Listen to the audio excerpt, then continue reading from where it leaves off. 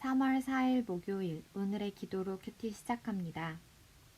하나님, 다른 사람과 비교하며 수고를 인정받기 원했던 탐욕스러운 모습을 고백합니다. 자격 없는 저를 부르시고 하나님이 일꾼 삼으신 은혜로 인해 날마다 감사가 넘치게 하소서. 선하신 하나님의 뜻을 신뢰하며 신실하고 충성스러운 제자로 하루하루 살게 하소서. 예수님의 이름으로 기도드립니다. 아멘. 선하신 하나님의 은혜로운 계산법. 오늘의 찬송. 아름답고 놀라운 주. 찬양의 가사를 함께 읽습니다. 아름답고 놀라운 주 예수, 말로 할 수 없네. 그 측량할 수 없는 위엄, 주님과 같은 분 없네. 한없는 그 지혜와 사랑, 그 누구도 다 알 수 없네. 아름답고 놀라운 주 예수, 보좌에 앉으셨네. 주님 앞에 내가 서 있네. 주 앞에 내가 서 있네. 주는 거룩하신 하나님, 그 앞에 서 있네. 아멘. 마태복음 20장 1절에서 16절 말씀. 천국은 마치 품꾼을 얻어 포도원에 들여보내려고 이른 아침에 나간 집주인과 같으니 그가 하루 한 데나리온씩 품꾼들과 약속하여 포도원에 들여보내고 또 제3시에 나가보니 장터에 놀고 서 있는 사람들이 또 있는지라. 그들에게 이르되 너희도 포도원에 들어가라. 내가 너희에게 상당하게 주리라 하니 그들이 가고 제6시와 제9시에 또 나가 그와 같이 하고 제11시에 또 나가보니 서 있는 사람들이 또 있는지라. 이르되 너희는 어찌하여 종일토록 놀고 여기 서 있느냐. 이르되 우리를 품꾼으로 쓰는 이가 없음이니이다. 이르되 너희도 포도원에 들어가라 하니라. 저물매 포도원 주인이 청지기에게 이르되 품꾼들을 불러 나중 온 자로부터 시작하여 먼저 온 자까지 삭슬 주라 하니 제11시에 온 자들이 와서 한 데나리온씩을 받거늘 먼저 온 자들이 와서 더 받을 줄 알았더니 그들도 한 데나리온씩 받은지라.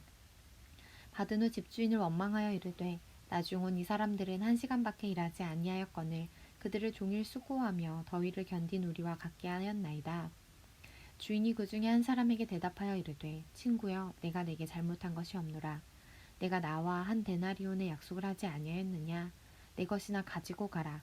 나중 온 이 사람에게 너와 같이 주는 것이 내 뜻이니라. 내 것을 가지고 내 뜻대로 할 것이 아니냐. 내가 선함으로 내가 악하게 보느냐. 이와 같이 나중된 자로서 먼저 되고 먼저 된 자로서 나중 되리라. 아멘. 3절, 5절, 5절, 6절에 있는 제3시, 제6시, 제9시, 제11시는 각각 오전 9시, 정오, 오후 3시, 오후 5시를 가리킵니다. 8절의 저물매는 율법에서는 가난한 사람들이 굶지 않도록 하루 품삯을 해가 지기 전에 주도록 규정한 것을 뜻합니다. 오늘의 말씀 요약. 천국은 마치 품꾼을 고용하는 포도원 주인과 같습니다. 그는 이른 아침부터 늦은 오후까지 품꾼들을 데려와 일을 시키고 그들에게 한 데나리온씩 삭슬 줍니다. 먼저 온 이들이 원망하자 주인은 이렇게 주는 것이 자신의 뜻이라 합니다. 이처럼 나중된 자가 먼저 되고 먼저 된 자가 나중 됩니다. 본문 해설. 포도원 일꾼 고용 20장 1절에서 7절에 관한 내용. 하나님 나라는 세상 가치 기준과 다릅니다. 예수님은 포도원 일꾼 비유를 통해 우리가 현재 속해 있고 또 장차 누릴 하나님 나라가 어떤 곳인지 알려주십니다. 이른 아침에 포도원 주인이 일꾼을 고용하기 위해 나갑니다. 일당은 한 데나리온을 주기로 약속합니다. 제3시, 오전 9시에도 장터에서 노는 사람들을 데려옵니다. 제6시, 정오와 제9시, 오후 3시에도 일꾼을 고용합니다. 제11시, 오후 5시까지도 일꾼으로 선택받지 못한 자들이 놀고 있자 주인은 그들도 포도원에서 일하게 합니다. 세상 기준으로 볼 때 쓸데없어 노는 듯한 사람을 고용하는 것은 효율 면에서 낭비일 수 있습니다. 포도원 주인의 모습은 죄 가운데 있던 무가치한 우리를 구원하신 하나님의 긍휼과 사랑을 생각나게 합니다. 잠시 멈추고 질문에 답해주세요. 제11시, 오후 5시에도 이를 구하지 못한 사람들의 심정은 어떠했을까요? 어떤 마음이었을까요? 막막하고 또 조급한 마음이지 않았을까요? 또는 자포자기하는 마음일 수도 있었을 것 같습니다. 말씀 속에서 깨달아진 이 질문의 답을 우리 각자 해봅시다. 이 비유에 등장하는 일꾼 중 나는 몇 시에 부름받은 자라고 생각하나요? 우리 각자의 답을 해봅시다. 주인의 품삯 지급 20장 8절에서 16절에 관한 내용. 선하신 하나님의 긍휼은 모든 사람에게 미칩니다. 일과가 끝나자 주인은 오후 5시에 온 일꾼들로부터 품삯을 지급합니다. 그들이 한 데나리온을 받으니 먼저 온 일꾼들은 더 받을 줄 확신했다가 똑같이 한 데나리온을 받자 주인은 원망합니다. 어떻게 1시간밖에 일하지 않은 자들과 똑같이 대우하느냐고 따집니다. 그러나 주인은 원래 약속한 대로 지급한 것이기에 부당하지 않다고 합니다. 이 비유를 통해 우리는 구원 문제에서 인간의 노력은 설 자리가 없고 하나님의 은혜와 긍휼만이 절대적 요소임을 알 수 있습니다.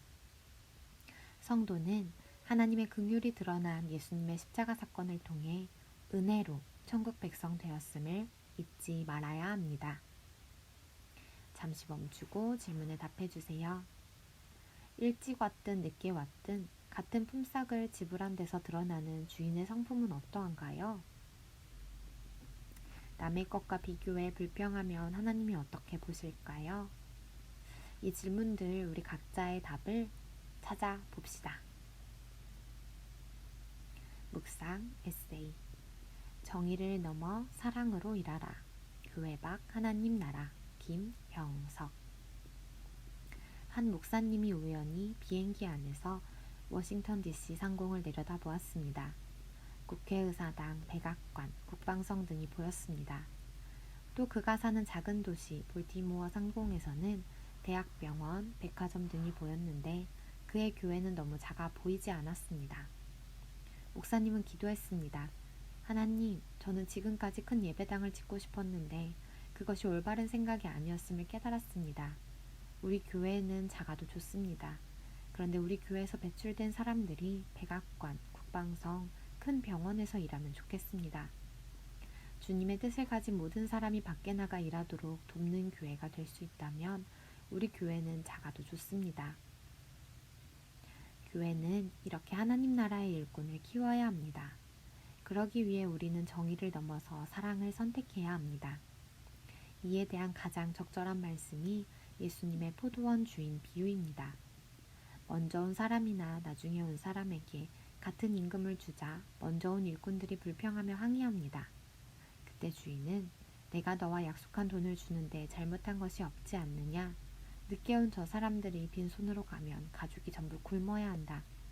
베풀 수 있어서 사랑을 베풀었는데 그것이 잘못이냐? 라고 합니다. 정의의 한계를 넘어 사랑을 베푸는 것, 그래서 하나님 나라의 일꾼을 키우는 것이 기독교가 존재하는 이유이자 해야 할 일입니다. 한절 묵상, 마태복음 20장 15절에 관한 묵상. 선, 아가소스는 하나님의 성품을 표현하는 단어입니다. 내 것을 가지고 내 뜻대로 할 것이라는 주인의 말도 하나님의 선하심을 드러냅니다. 원망하는 일꾼들은 포도원 주인이 공평하지 않기에 선하지 않다고 말합니다. 공평하지 않은 은혜는 악하다고 평가할 수 있나요? 그렇지 않습니다. 공평도 때로 악이 될 수 있습니다. 하지만 하나님의 은혜는 언제나 선합니다. 하나님에 대한 인간의 무의미한 평가를 멈추십시오.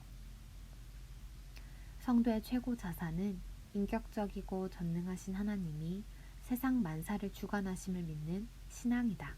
팀 켈러. 오늘의 기도 드립니다. 하나님, 다른 사람과 비교하며 수고를 인정받기 원했던 탐욕스러운 모습을 고백합니다.